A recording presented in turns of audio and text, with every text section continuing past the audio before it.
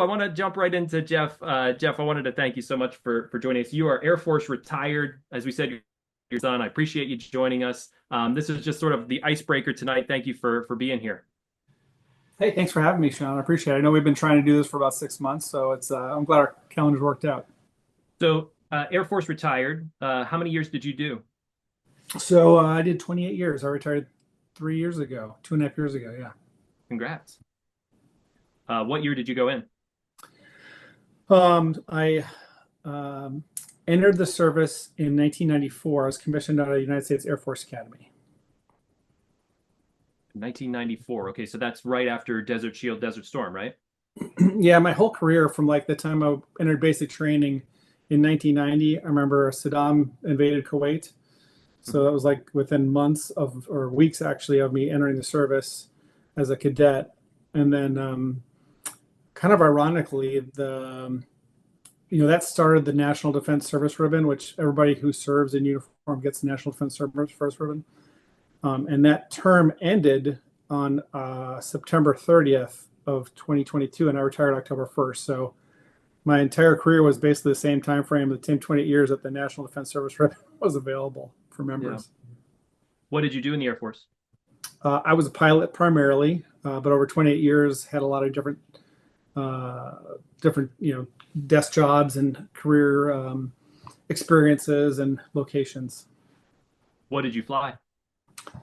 So I originally went to pilot training, flew T-37s and T-38s, which is probably what a lot of folks online that were in the Air Force trained on. It's the primary trainer for almost 50 years. Now they're flying the T6. Um, and Then I got my first choice out of pilot training. So I flew F-15C models, which is a great aircraft, single seat air-to-air fighter. And then I transitioned to the F-15E Strike Eagle, which is a two-seat pilot in the front, Wizzo in the back, does multi-role air-to-air, air-to-ground missions. And I flew that for several years. And then eventually I actually flew drones. I flew MQ-9. I was a squadron commander in the schoolhouse in New Mexico. And that was a great experience as well. How is it transferring from being in the pilot seat to flying drones? Yeah, a lot of people ask that. Um, it was a pretty easy transition from obviously having the airmanship skill set. So, just understanding three-dimensional, the space and how aircraft fly, how fast they fly, how fast they descend, airspeeds, Mhm. and kind of having that 3D model built in your mindset. But the drones fly a lot slower, which doesn't mean it's any easier. You have to think a little bit more ahead of the aircraft in order to, maneuver, etc. But the biggest differences were, I think, well, there's several. Obviously, the biggest one was when you trained in fighters. Your typical sortie was about an hour, but it was still a 12-hour day. So you go in, prep, pre-flight, fly, come back, debrief, and prep for the next day. And that was typically 10 to 12 hours each day. But your sorties flights were only an hour. Um, and then you would deploy obviously as a unit, as a squadron, and we went to several places in the Middle East, and you go for 3 or 6 months at a time, and you go as a unit, and 12 airplanes, 20 pilots, 20 Wizzos, and you do the mission for several months, and you come back as a unit together. What's a Wizzo? Weapon systems operator. Good Okay. question. I'll try to watch the acronyms. Did you And then always want to be? yeah, I was gonna say, then in MQ-9, you're a lot of times you actually don't even see the aircraft. You fly the cockpits on the ground in a remote location. The aircraft's on the other side of the world, um, and so, but the aircraft's often already flying when you take over because the aircraft flies for 24 hours ish, 20 to 24 hours at a time. And so you might get control of an airplane in Afghanistan and it's already been airborne for 6 hours and you're flying over a target or doing some mission. And then you actually might go home and hand the airplane over to someone else and let them fly the airplane for a while. So It can stay definitely, in the air for still a 10 or 24 12 hour hours? days. Go ahead. It can stay in the air for 24 hours? Yeah, the new long endurance ones are up to 36 hours. My goodness.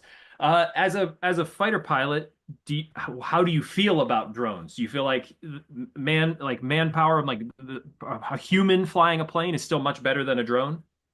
Yeah, in certain circumstances, absolutely. You know, there's definitely an advantage to looking out the window and seeing, um, you know, on a dime, picking up, where you want to see, what you want to see, gaining that situational awareness based on where you're at in the sky in the aircraft. The challenge again with the flying the MQ-9 was you're looking through basically a soda straw. There's a couple cameras on the front of it. A couple of them are steerable, if you will, but it's Mhm. still a pretty small aperture. You can open it up like a camera, but then you focus that in quite a bit. And so you can't see, over your shoulder. You can't look behind you very well. You're masked by the airplane itself, which you are in a Strike Eagle or a Sea Mile as well. You can't see through the airplane like an F-35. Sometimes you can with the helmet and everything. Um, but the nice thing about flying drones as I got older is you don't pull G's, right? You're sitting in a chair like we all are right now, and you're sitting at 1 G and Yeah. flying the airplane, and it doesn't handle a lot of G's, but the flying 8 or 9 G's in an F-15 when you're 40 years old hurts the body a little bit more than when you're 20-year-old. And when you're flying the drone, it's not like you have a VR headset on. You're sitting in front of screens. Is that right? Yeah, yeah, similar to what we're doing right now. There's Okay. several screens, usually about 8 or 10 different monitors actually that have different types of information on it. Hmm. Some of it is pictures, some of it's maps, some of it's engine gauges, some of it's radio frequencies and radio equipment. Some of it's actually like chats, text messages, so you can communicate that way. Hmm. So yeah, your cross check is kind of everywhere in front of you, and it's trying to find out, where you're going, what you're doing, and where the mission is, and what the intel teams are telling you. So being Don's son, did he give you any advice when you went into the force? Yeah, he said go to Texas A&M and join the Army. So when you went Air Force, was he miffed or was he Oh, it's like, completely disowned. Yeah, yeah. completely. And did you always want to be a pilot? Is that why you picked Air Force? Yeah, I did. Ever since when I was a kid, I always wanted to fly. I actually wanted to be an astronaut. That was my goal when I was Mm. little and in high school and even in the service for a long time. And unfortunately, that hasn't worked out yet. But there's still a chance. Oh, well, that would be excellent. What brought about your retirement? Why did you decide? Mostly family. So I did 28 years. I was working overseas at Ramstein Air Base in Germany, Mhm. and both of my kids were just about to hit high school. And so when you hit 28 years, you have to get out at 30 years. And so I was trying Mm. not to move them in their kind of high school primary years. And so the timing worked out. We finished our assignment and we could have stayed there for, ideally we could have stayed there for 4 more years and not moved them. But the likelihood of that happening was extremely difficult, rare. So if I took an assignment, we were going to have to move both of them in the middle of high school. So we decided to get out at that time so we could stabilize. And so now we live in Carlisle, Pennsylvania. My son will graduate Okay. from Carlisle High School in about a month. Is he thinking about the military? He is. He looked at the Air Force Academy and went through a large part of the application process. He applied to ROTC scholarship, but he's going to go to Purdue and study integrated business and engineering, and I think he's going to volunteer as part of the ROTC detachment there. So he's looking forward to that. So obviously coming from Don, military family, were there other members of your family that served? Not directly. So I'm an only child. My dad was in the Army Reserves for 30 years. And then I had a stepfather who was in the Navy very young. And so I knew that he served, but I didn't know too much about it. Mhm. Did you, obviously your kids knew you were in the service. Did you talk about your service with them? Yeah, absolutely. I think if you asked them, what I did, they would not know. It's probably been They didn't see Top Gun and say, Dad, this is your life. Did you? no, no. It's been about 10 years since I flew an actual airplane in the sky. Like I said, I flew drones for a long time, but that's kind of like going to the office and coming home. Right. So And I was in training environment most of that time, so it was kind of a 9 to 5 job. Awesome. I wanted to ask Jeff something. I see a model of an SST behind him. I wonder what the story is on that. Jeff, let me get back and have you on mute. Go ahead.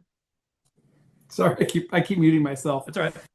So yeah, behind me I have a globe, a lighthouse, and a Concorde. Actually, if that's what you're looking at, right? Right. Yes. Yeah, that's my little Lego collection. So you can kind of see a couple of things there. I wonder if you were aspiring to fly the Concorde before it went out of service. No, I never. I know my stepdad flew on it a couple times, um, but no, I've never had an opportunity. I heard it's a great experience. I always thought it would be great, but I think there's a company that's bringing that capability back. I can't remember the name of it. There's a new Concorde-like aircraft, might be Jet Zero. I can't remember. That's bringing a supersonic flight back from New York to London and Paris. Mm. Bringing it full circle back to Arlington. There, I think there's a Concorde at the Oberhausen Museum, not too far, right at Dulles, as a matter of fact. But that's it for me. That's a great museum. Tom's iPhone. Tom, I see you have your hand up. Oh, did we lose Tom? Hold on 1 second. Let me flip through. I might have. Sorry, everybody. Give me a sec. I don't know if I miss. Tom, there you are. Okay. Your screen bounced on me. I'll ask you to unmute. All righty. Hi. This is my first time, but I do have a question for Jeff. I don't know if anybody's familiar with the opera Grounded. I do not know about the opera Grounded. Okay. It's about for me. It's worth watching, and it's an opera that was, I guess, done at the Met, but several movie theaters around the country play these operas on special engagements. And it's about a female fighter pilot who got pregnant and had to fly drones. And at the end, I did a paper on this as I watched it as part of a class I was in. And I asked the question I'd like to ask Jeff this. Well, one thing I can't imagine not feeling like I'm flying, just sitting there in a lounge chair. Do they have chairs like when you do a virtual reality ride at Chuck E. Cheese where the seat rocks around? You know, the idea is to be able to fight in a war without any risk of harm.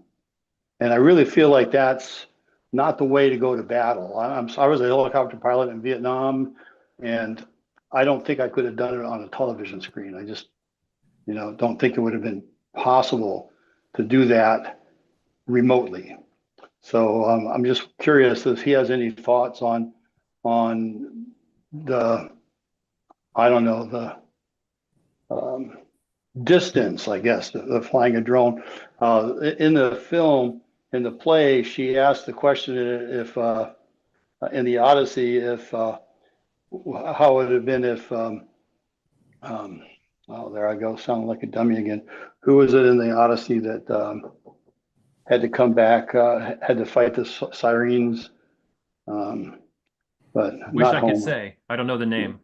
Well, anyway, that if he were able to come back and sleep in his own bed every night rather than stay out there on in the sea fighting the sirens, you know. So anyway, I'm kind of drifting here, but I'm just curious as to what. Yeah, Odysseus. Thank you, whoever wrote that. Thank You're you, a better Lisa. man than me, or woman, or whatever. Jeff? Smarter. Yeah, Anyway. so a couple questions there. First of all, yeah, the seats are they're similar to what you're sitting in right now, totally stable.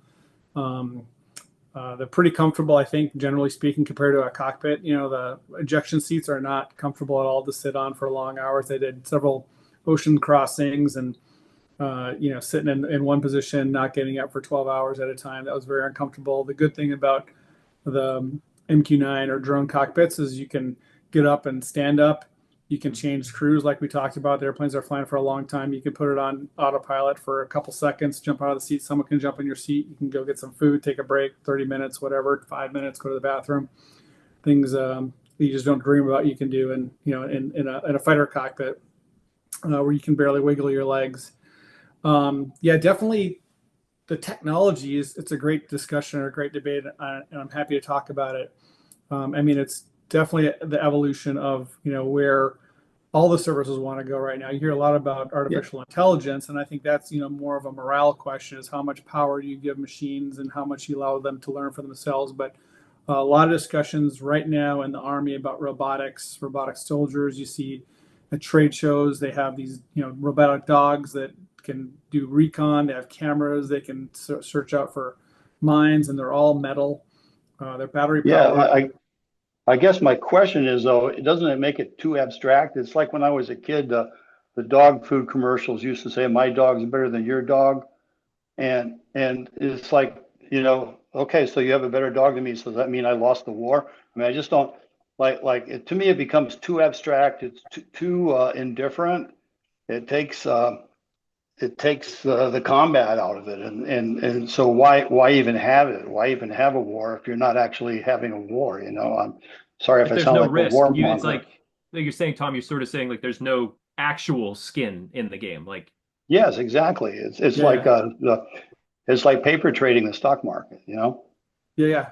No, again, great question. So, and I'm sure everybody has a lot of different opinions on this, but I think when they went from sword fighting and invented the bow, the archers, I think they probably said the same thing.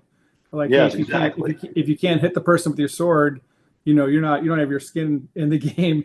You're standing in the back and you're shooting these arrows from 100 meters away and you can't get touched. But again, that was just a technology advance, just like this is. So I think that's partly a leadership challenge.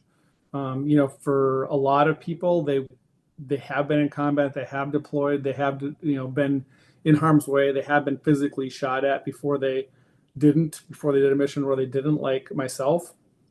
But there is a specific career path now that is remotely piloted aircraft focused. So they go through training, they go through flight school, they still fly, they fly the airplane, they do a lot of more simulator training, they get wings so they can fly in the FAA airspace. So they're pilot certified, but then they fly the remotely piloted aircraft. And I want to say, just a clarification, they're not unmanned at all. People say, these are unmanned drones. For the U.S. Air Force, currently, they're all heavily manned, actually. So it takes 10 pilots for every aircraft because of that long duration that they fly. So there's more manpower involved in the drone squadron than there is in a fighter squadron or a bomber squadron. But back to your question about, skin in the game. Like I said, I think that warrior ethos, that mentality, understanding that you still wield, and that's why we have people in the seats and officers, frankly, in the seat, is because we believe the officer makes that call primarily for kinetic effects and for taking a life and for destroying things largely. So yeah. Thank you, Jeff. And Lisa, thanks for putting the link to your article, Cry in the Sky, Psychological Impact of Drone Operators. Jeff, do you think it should be like a prerequisite that you have taken place, have been in combat before you would be a drone operator? As even Sue said in the chat, like drone warriors suffer a higher rate of moral injury because of the disconnect of taking a life or being in combat when it feels like it's sort of a game takes a unique toll. Yeah, I'm not a big fan of like prerequisites. So I don't think it's necessary. Like I said, it's more of a leadership challenge, leadership problem. So I think there's a lot of ways you can teach and learn that mentality. There's been a lot of debates and papers. I think someone put some in the chat about even like PTSD. Can you get PTSD from just flying drones? And I mean the answer is yes. You can get PTSD from anything. But I can tell you again from personal experience. I dropped bombs over Iraq and blew things up and killed people, and that's one challenge that many people on the line have to deal with. They've done that same thing, and I've done the same thing in a MQ-9 over Afghanistan. And the flying the MQ-9 over Afghanistan was much more personal, right? Like when I flew the F-15s, I didn't know what I did until the next day, right? Until we did recon and ISR and found out what happened and got the intel report back out. But when we flew MQ-9s, you would, watch it under high definition screen right in front of your face.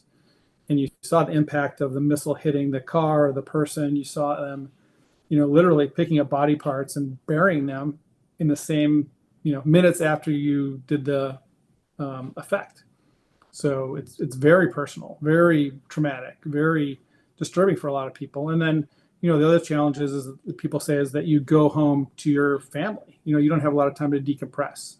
So they talk about, going from the battlefield to the soccer field over the course of an hour. And so again, that's something that I think is, a challenge, and different people act differently to it, and something that we need to be aware of and train to. And it's a different mentality for sure. Thanks for that, Jeff. It's fascinating. Justin, yes, you had a point to make, and I wanted to get back to you. Well, first of all, I'd just like to say thank you very much. I'd read about her, but this was more than I ever thought I would know about her from all of those who had direct knowledge, something that we don't get up here in Dallas, Texas very much. But my comment for Jeff was, when you're flying the drones, is it something like from time to time I had flying helicopters, even in Vietnam, hours and hours of sheer border marked by only moments of stark terror? Oh yeah, absolutely. In fact, at one point we said the statistic was 3% of our time was spent doing kinetic activities, like, actually planning strikes and conducting strikes with a JTAC or following up on an attack. But 97% of the time was largely intelligence, surveillance, and reconnaissance, ISR work, flying circles in the sky over the same target for days, weeks, and months even. Were the drones have any capability for combat at all? Yeah. So originally, the first drones actually flew that I know of. The Predator MQ-1 flew in Bosnia. I want to say in 97, 98 timeframe. Small group, pretty more classified, maybe even on the civilian side. They trained out of Creech, or Indian Springs, in what's now known as Creech Air Force Base in Nevada, just north of Las Vegas. And they deployed, and it was all line of sight communication between a ground operator, like a remote control airplane would be. And so flying in the Yugoslavia area.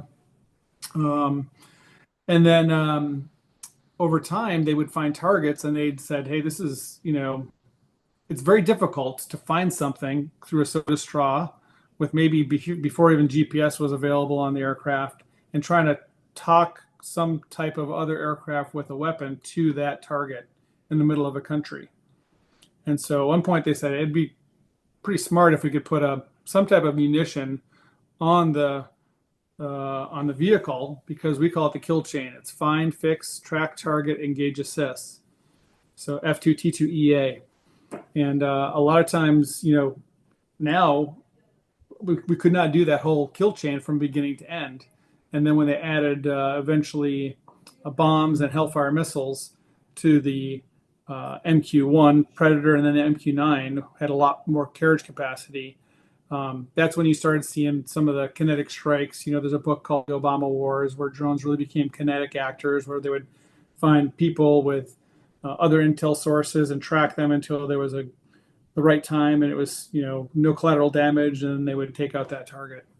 So yeah, they're absolutely kinetic, and a lot of the time you'll fly around with your weapons for days and days and days and not use them, but when you find the right target and the right opportunity, you want to be able to just strike that target. Well, I know that's your question. For quite a while before COVID, I tried my best to learn to fly helicopter as simulators, and mine was I never had the feel of an aircraft, which to me was tight turns, close approaches and stuff. Is that something that I'm assuming the younger kids come up with because they played video games for half their life? Yeah, so I do think that they have some unique skill sets compared to like the old boomers like myself. Learn how to fly a remote aircraft with some backward training. Actually, I do things were just differently than I was used to flying a natural, conventional aircraft, I would call it. So yeah, definitely from the initial training, there's definitely ways to speed up that process, and they can pick it up a lot faster. Their cross-check, looking at different screens, is maybe a little bit better. But understanding, like I said in the beginning, the kind of the three-dimensional space, that's a little bit more difficult. And that's why I think it's important that they actually get some airmanship, their ability to fly actual, Cessna even type of airplanes, and maneuver those aircraft around the sky and feel the wind gusts and the turbulence and the sound of the air rushing over the canopy. Those types of things create great airmanship skills. Well, that's the reason I asked. I mean, I tried live simulators, I tried just computer, and I finally decided that my next door neighbor's 12-year-old would do better at it. I gave him the whole thing. Yeah. Lucky kid. Justin, thank you. Jeff, thank you again.